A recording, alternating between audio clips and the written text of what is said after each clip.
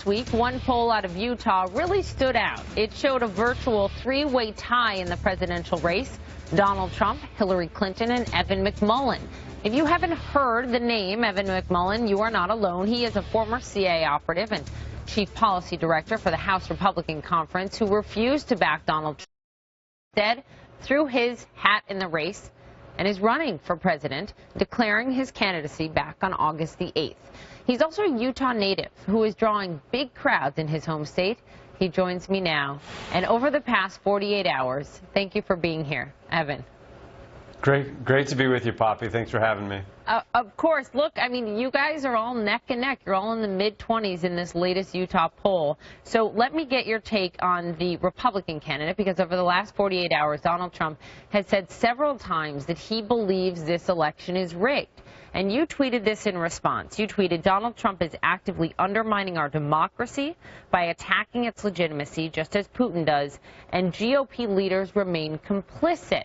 You're a former Republican. Are you saying you think the entire Republican Party and Republican leadership is attacking the legitimacy of this democracy? Well, no, not the entire leadership and not the entire party, but the party leaders are standing with Donald Trump, even as he attacks the legitimacy of our democracy.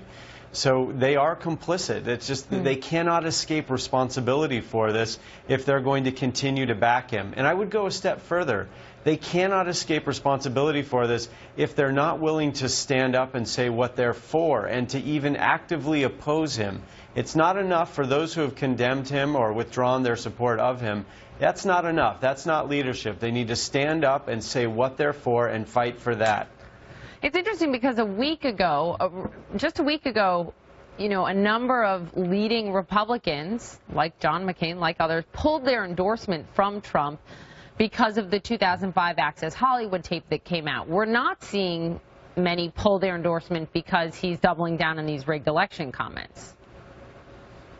Yeah, that's right. It's just a total shock to me. I mean, as you mentioned, I'm a veteran of the Central Intelligence Agency, and it's very clear that Donald Trump is helping Vladimir Putin undermine our process, our democracy, just as he's done in Europe. And our intelligence services are saying even publicly that this is happening. Yet the Republicans are nowhere to be found in condemning this or pulling their support in general from Donald Trump. It's absolutely unacceptable. But this is just one of the many things that is unacceptable about the relationship that Donald Trump has with the GOP. Look, this country needs leaders who will stand up for the country and stand up for liberty and our democracy and for Americans. Right now, we have a Republican nominee who attacks Americans based on the color of their skin, their gender, their ethnicity, their religion, all of that. Meanwhile, Republican leaders just go along. And I just question the ability of people to lead if that's what they're going to do. One thing you can't question, though, is the voters and the number of voters that came out voting for nearly 14 million Donald Trump in the primary.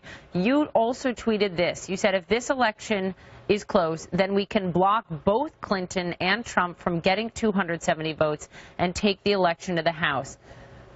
If that were to happen, it's a long shot, but if that were to happen, wouldn't you be concerned about most Americans, you know, not being willing to accept the legitimacy of that, their voices being heard? Is that the kind of election you want? Well, I wouldn't say that. Only 9% of Americans voted for Hillary Clinton or Donald Trump. Both of these candidates have historically high negative ratings. The American people are not happy with these two choices. If they were, this would be the last thing I'd be doing.